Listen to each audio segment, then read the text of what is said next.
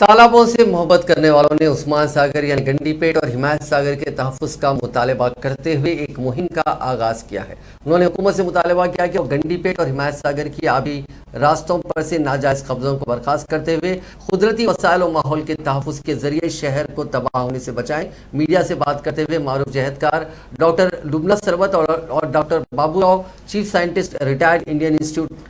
Of chemical technology ने कहा कि हुकूमत उस्मान सागर के रकबे और गुंजाइश पर दरोगोई कर रही है। और ऊपर से जो कहते जा रहे हैं कि मल्लना सागर से वो पानी लाके देंगे 40 TMCFT, और उनको हम कह रहे हैं कि आप एक्शन प्लान बताओ दो चीजों पे।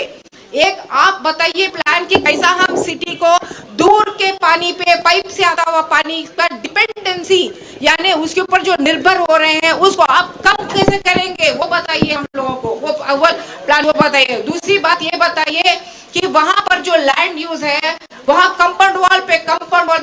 वॉल जो इलीगल कंस्ट्रक्शन है उसकी पूरे नामे पब्लिक डोमेन में डालिए, और आपके ऑफिशियल मैप्स पे लिखा हुआ है कि FTL रिजर्वायर